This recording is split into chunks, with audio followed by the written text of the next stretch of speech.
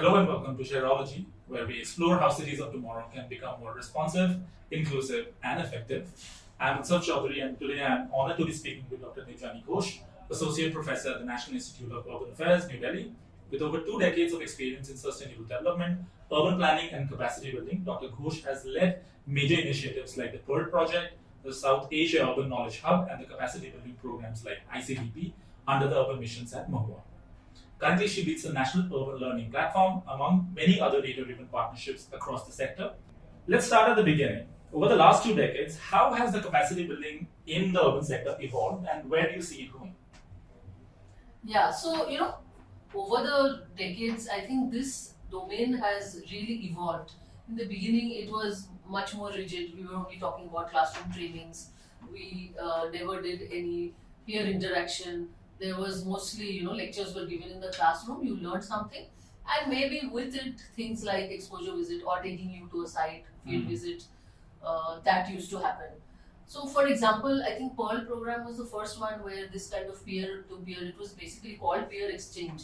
So, this kind of learning by doing or learning from your peer was as a concept introduced first in Pearl. But now we believe, we see that, the whole gamut of capacity building or how we look at capacity building has entirely changed because we put learner in the middle of everything. It has become learner-centric. It's the learner first and then everything is arranged accordingly. So there is much more emphasis on a learner's need, what a trainee who is going to be trained wants. So, then the concepts of training need assessment, competency assessment, these are the things which have come in. And of course, the concept of hybrid learning or blended learning, not only classroom training, but because there is a paucity of time, the ULB officials and the state government officials are so busy that you have to give them learning on the go. And that means that learning as you want it, where you want it. Right. So this whole concept of online training, things are available in your desktop or your handset and you can do your courses and learning and learn equally well because after all we are looking at skill development, skill enhancement. So all of this combined together has given capacity building a totally new dimension, as I would call it. It's wonderful. I think you hit the nail on the head with how learning has evolved over time. I think with people, policy, and practice being at the heart of most work that we do. Dr. Ghosh, how would you see that learning capacitates people to understand practice and policy better and take them to the ground in a much more effective manner? What has capacity building at large done to that practice in the sector? So I think this is where the behavioral component comes in a big way. Because now the learners are also much more informed. Their needs are much more nuanced. So you cannot just make something and give it to them. They will be the ones who will tell you that this is what my gaps are. This is where I need skilling. This is where I need to enhance my skills and my capabilities. And it is very related to what their work is in their domain, in their workplace. They will come back to you saying that this is what my responsibilities are. And this is how my capabilities need to be developed. So looking at capacity building from their perspective becomes the center point then. Then it is what is called demand-driven skilling, demand-driven capacity building.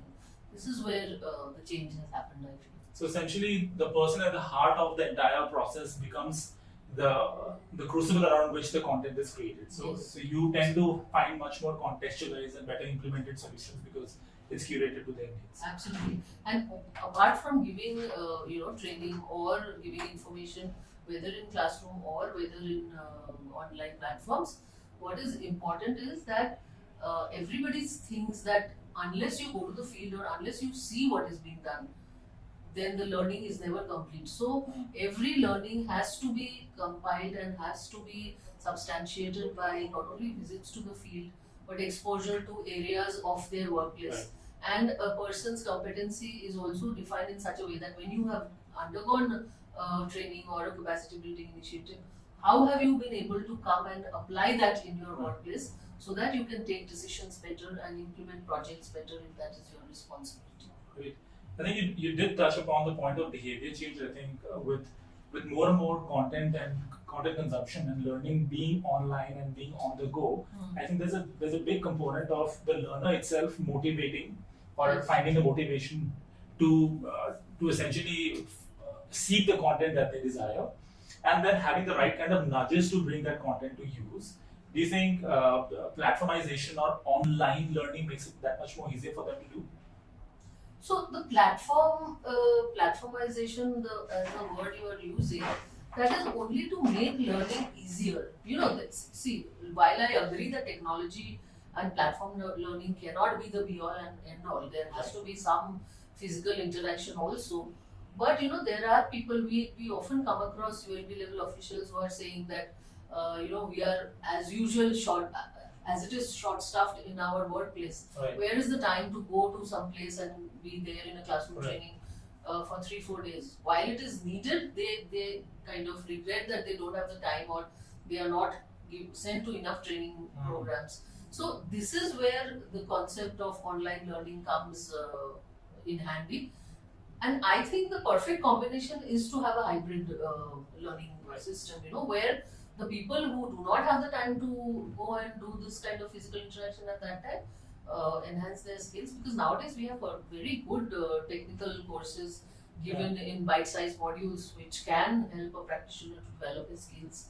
And what you cannot substantiate with physical training, go for exposure visits. Yeah. So it's that blending is important. So packaging of the content. Exactly. I mean, you cannot say that only online will work or only physical will work. So the combination and the right combination for a person is something I think we need to look at. Makes it easier for finding the content or rather finding the time to educate yourself. But let me just quickly plug in.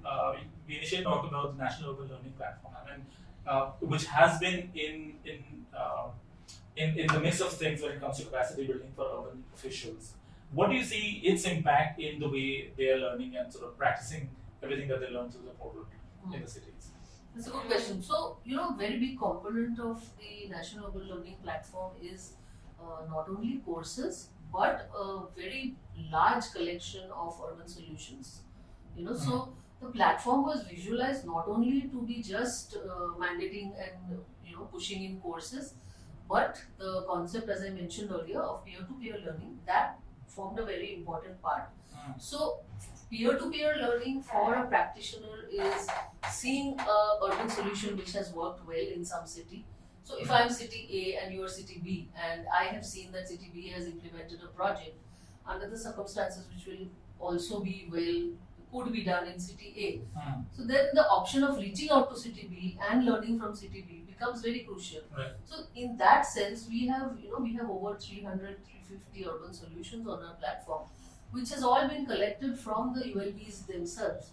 The person who has been instrumental in implementing a particular project, we have reached out to that person to, say, by a short video clip or by a small documentary, tell us how that implementation has happened, explain the process, so that if I am looking at that, I will not be able to, I will be able to do the same in my city. Right. And that option to reach out to that author is also there, so that city A can directly connect to city B to kind of take the conversation forward. You take the peer-to-peer learning to another level. Yes, we take it very seriously, because we really believe that just doing courses for practitioners is not the ideal thing, unless you see what you're learning and you can go and visit that in the field.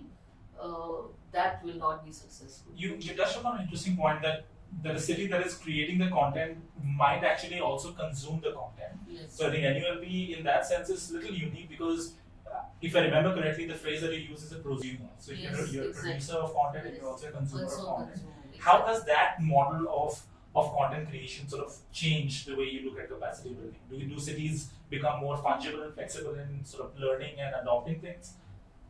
Yes, I would say to a great extent, yes. Because all our queries, a bulk of our queries on the platform is for these solutions. Right. And cities trying to reach out to the person or to a city which has done a particular, and on our help desk also we get queries like, if I want to do this in my city, what is it, or can you give us an information as to which city has been able to do this well, and how can we reach out to that city? Right. So, and these are all people on the ground, the engineers or the divisional heads who are actually implementing projects. Courses is something, yes, even the leadership, the commissioners and the senior ranks will be able to do. but it is more important that these people who are responsible for implementing the projects, their capacities are built and their learning is addressed. That is when we essentially you're giving a dual role to the person who's on the ground. Yes. Not only what you do, you learn from the platform, but eventually you feed it back into the platform so that others can do it better. Correct. You explain the process so that that can be, of help. And it must be quite empowering for them also. Like, and for a change, they also get to be like these catalysts of change in other right. cities. That is a very important point too, because everybody who contributes, they feel very proud that they have done this and it is there on the platform for so many other people to see.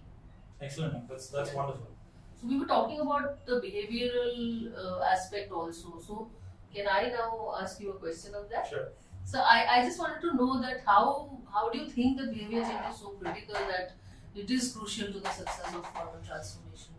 Yeah, that's a great question. Thank you for asking. In fact, I think partly you've already answered some of what I wanted to say about the behavior change piece, because you talked about motivations, right? So how you place the person in the heart of content creation, maybe heart of the whole capacity building loop that you are trying to build through NIUA. And I think there is a mental model called MAP, which means you motivate, there is enough action to take the motivation into practice, and the last part of that is the prompt. Like what exactly needs to happen for all of that more motivation and action to happen.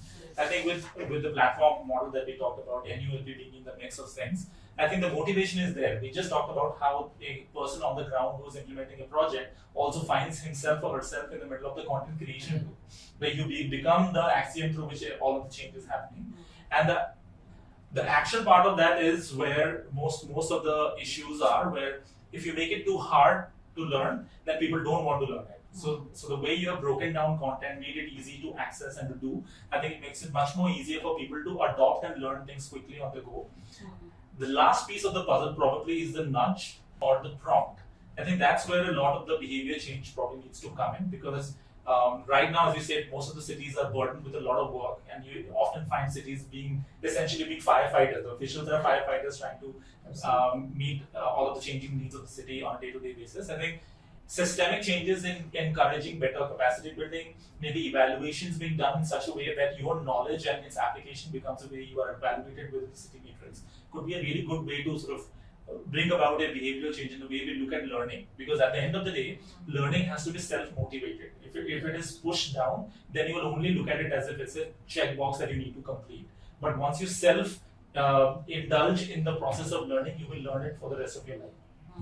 So then I would say, do you think it's important that along with technical courses, especially in order to embed the behavioral analytics, is it also essential that certain soft skill courses are also introduced along with your learning, so that it teaches people, like I'm giving you an example when I'm saying we had gone to a particular state where the head of administration, he told us that, can you make courses like stress management for my officials, because I think that is one of the most important things I see that my officers are grappling with. Yeah. So I think for this angle to be even important, I think these kind of courses which are a little soft but which also brings out soft skills like empathy, people will be inclusion, people being able to tackle or handle stress better. So do you think that is absolutely?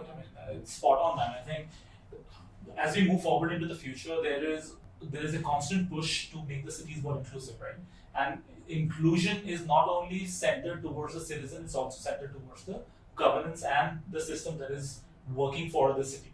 So having these courses on empathy building, or maybe stress management, or maybe even better collaborative frameworks will go a long way in making the everyday tasks that much more easier for city officials. Because for sure, everybody who's working in the city is technically competent at something, which is why they exist there to begin with. So all of these softer components that make your everyday life easy must also become part of the learning process. So completely agree on that, and I also agree to the point that you made earlier on the co-creation process, because certain cities are better at something than other cities are. A few examples might be that when it comes to inclusion, cities like Pune or Bhubaneswar or Chennai do really well because they get the part that something has to be citizen-centric, and they also have the necessary governance processes to put that into place and make it that much more effective. So the question is, how do we make it simplified enough that it can be converted into a blueprint that other cities can maybe take on?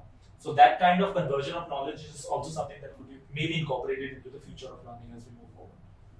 Great. So, like, if I were to ask you, what would be that one step you would prioritize in order to embed behavioral change within the urban transformation process among the practitioners who are the city officials? That's a really good question. I wish I only had the easy one. I mean, I could probably have a laundry list of things that I would suggest, but just to make it more sort of palatable for everyone, for our listeners and for everybody who's in the domain, maybe making it more human-centric, because we overcomplicate things when we think about human beings. We are really good at solutions that are engineering in nature, but when the solutions are social or it is human-centric, we overcomplicate it.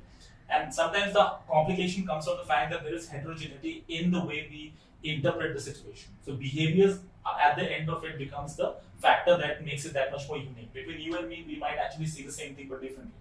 So the city finds it that much more difficult to implement something if they don't know what exactly people respond to. So maybe a better behavior informed learning module or a sort of space for city officials and for engineers and for practitioners will probably make it that much more easier to have a more inclusive and a more resilient and a more socially adept community in cities in the future. Great. Thank you. So I think I'm much better informed and more informed on this issue than I was earlier. Thanks for that. That's very kind of you to say. It's been a pleasure and quite educational for me and hopefully for our listeners as well. Well, this wraps up Sheher-o-logy. Today we explored how behavior change and learning can come together for the future of better cities. Thank you for joining us, and don't forget to subscribe and share. Until next time, keep learning.